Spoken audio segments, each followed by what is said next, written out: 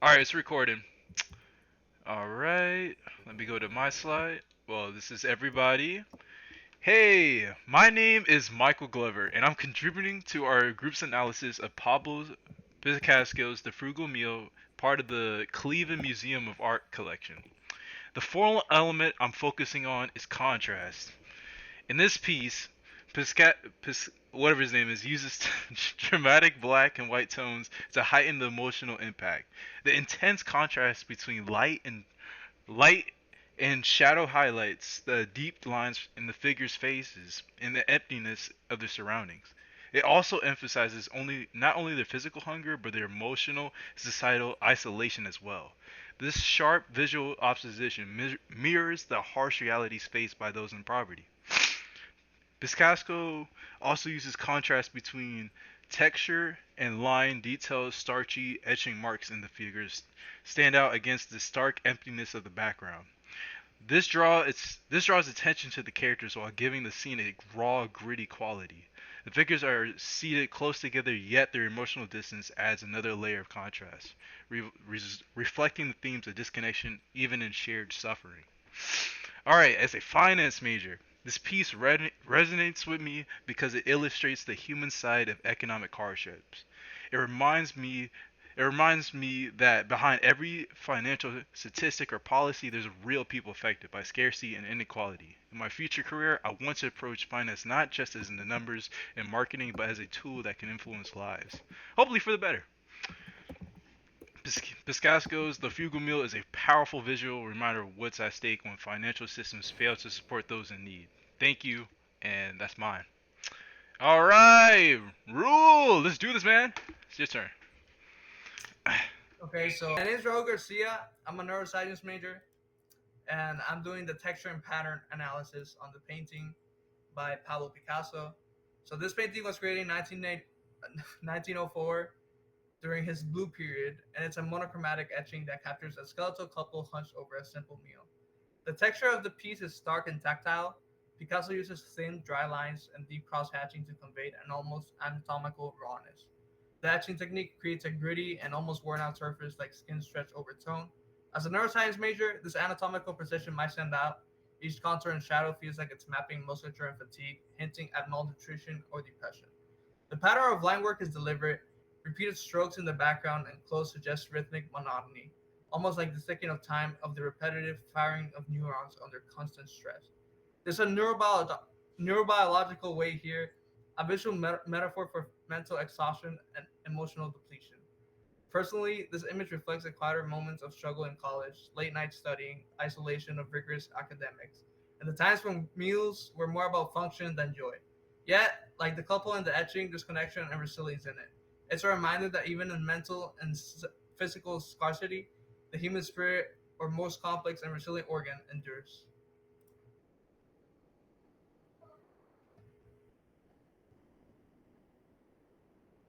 You're muted still. All right, let's go to Megan. Nice job, Rule. So my name is Megan Gupta and I chose the formal element color. So as you can see in the picture, it's a black and white etching. So instead of color, he more uses things like value to evoke the same mood that the blue period paintings do. See, the concept of color here is more psychological and emotional instead of being literal. He uses tone instead of his normal blue for this specific artwork. Like in his blue period paintings, he uses the colors to be able to evoke emotion, but here he can't. So this sort of grayscale palette gives the somber, melancholic feeling that the blue does. And the contrasts also give off the idea of emotional restraint, coldness, poverty, which is pretty consistent with the blue period themes. So Picasso used color, or more so the absence of color, in order to create deep meaning in his artwork. In this case, the absence of color affects the mood and the atmosphere of the piece. It shows the bleakness, the despair, all the darkness in the scene. And as you can see in the pictures, the characters, both of them look very washed out, which makes the characters look more drained, tired, isolated. Like you can tell it's a very dark theme with the way it's set up. Even the shadows around their eyes, like the dullness, and you can see their long, thinner arms. It hints at more of like a hunger or a suffering. And so, lastly, he used color in this piece to draw emphasis and focus to certain things. I think the contrast in tones, like the darker spots, draws your eye to the meal, the relationship between the man and the woman, and their thin faces and hands are more emphasized because of the colorless lines. And so when I chose this this picture, when all of us chose it, I thought that it resonated with me because it shows some type of hardship, whether that's like in a relationship as depicted in the piece, in the workplace, or any other situation. I feel like for me, I tend to struggle when I'm balancing my work and school life. And sometimes at the end of the day, I end up feeling exactly like that picture. Like I'll be sitting, eating my dinner, looking completely isolated and exhausted. And so I just felt like that picture resonated with me. And that's my piece. All right, good job, Megan. I'd like to see the insightful person life with that. All right, it's Rachel's turn. Let's go. Cool. I'm Rachel Hanna. I chose shape and volume as my element. And the first thing I noticed about this picture is the elongation and the definition of the bone structure in the bodies. And first and foremost, I feel that that is just meant to represent their physical malnourishment and starvation, as well as their poverty. But I also felt like the length of specifically his fingers and his arms could also represent like the length of time that they've been struggling or the length that they've had to go through due to their poverty. The volume in the piece is mostly portrayed by the cross hatching for the shadowing and the weighted strokes for shading, as well as their draped clothing, which is all very empty, and the space within the table is left very empty, as well as the wall behind them, to represent like the lack of food, the lack of furniture, or materialistic things in their house. And I thought that the harshness of their bone structure and facial structure, in contrast with the lightness and gentleness of the shading, was meant to emphasize their bodies rather than the foreground or background. I had more.